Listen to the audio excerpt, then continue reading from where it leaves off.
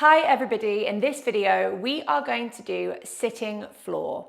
For sitting floor you're going to need the floor, and you're also going to need a wall or a doorway or a cupboard or something behind you that you're going to use as a marker of how rotated and how upright you are as you do this exercise.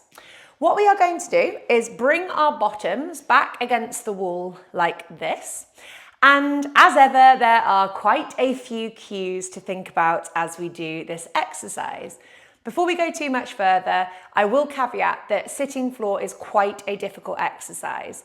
If you're really struggling with this, and if you just feel I am nowhere near being able to do sitting floor well, have a look at doing static wall or counter stretch as alternative exercises.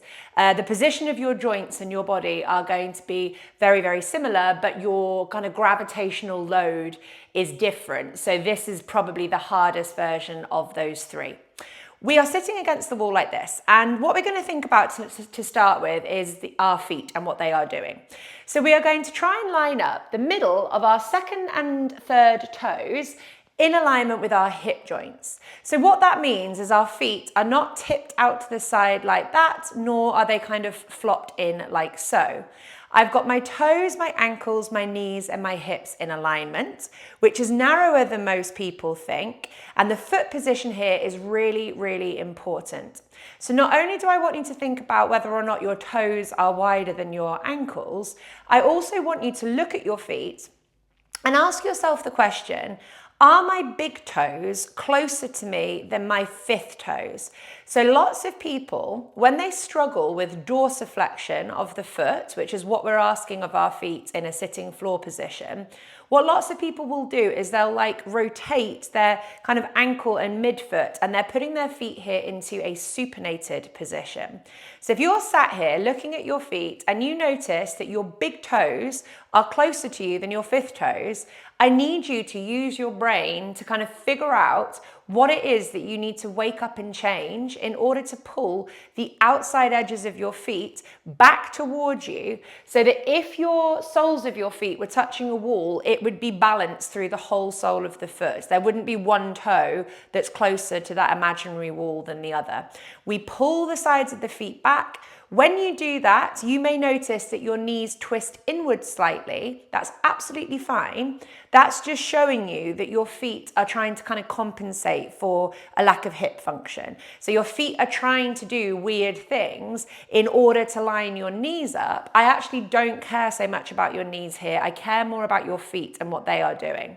Because the more that we can get your feet working hard here, and the more that we can change the twist of your legs from the bottom, the more you're going to notice that your knees untwist, and that helps to unlock your hips as well. So really focus on the feet.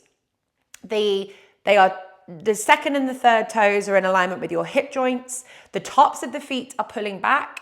When I say the tops of the feet, I don't just mean the toes. So some of you are going to have the tops of your feet pointed away from you like this, and you're going to be flexing your toes back. That's not dorsiflexion of the foot, that's plantar flexion of the foot, but it's extension of the toe. So we are really going to make sure that we pull the tops of the feet back like so. So we're really shortening up, closing up the angle at the front of the ankle. That is dorsiflexion, provided that the big toes are not closer to our body than our fifth toes.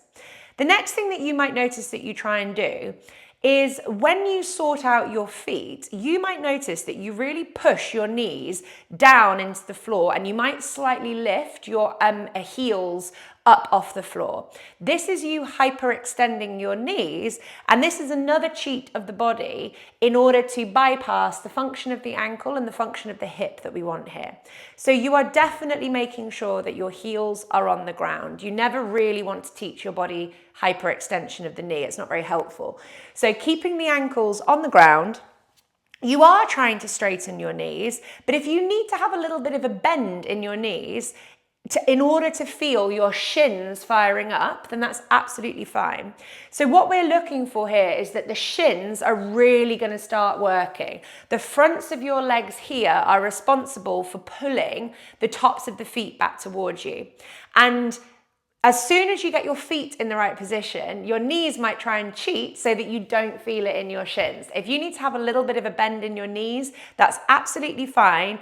I want you feeling a burn through the fronts of your shins. So if you're not feeling that, soften the knees slightly, really reposition and think about your feet, and you will start feeling it before you know it, I promise. So the next thing that we're going to think about next is our pelvis. So we are trying to close up the front of our hip joint here. We're asking for the pelvis to move forwards into what we call extension or an anterior pelvic tilt. So this is the bit that really is quite difficult for people. You know, babies can sit upright like this very, very easily because their hips are strong. Our hips get weak, so we really want to kind of tuck under and fold backwards through our pelvis and our lower back. And that's not waking up the fronts of our hips here. So what I want you to do is to put your fingers where your pelvis meets your femur, your thigh bone, that's your hip joint. And I want you to feel how it feels to kind of lean your body forwards and really close up the front of your hip there. So you're kind of coming away from the wall at a diagonal really, but that's teaching you what hip flexion is. We want to try and kind of crunch our finger down because the pelvis is moving over the head of the femur. That is hip flexion. What you might try and do when I say roll your pelvis forwards, what you might do instinctively is just chuck your rib cage up. So chucking your rib cage up, that's not you moving your pelvis, that's you moving your spine. So that's compensation. Chucking your rib cage upwards isn't going to help your hips get stronger. So I actually, in this exercise, almost want you to slump a little bit so that you feel the back of your rib cage against the wall so you're not tempted to chuck the rib cage up. And what you are trying to do is roll the pelvis forward. The movement comes from around here to tighten up that front of that hip. It doesn't come from the rib cage. So you shouldn't feel your rib cage moving up towards the ceiling. So I'm really trying to create an arch in my lower back, but I'm creating that arch from my hips and my pelvis, not my rib cage. The feet stay pulling back towards me. I'm really making sure that it's the front of my ankle that I'm closing up. I'm not just flexing my toes back towards me.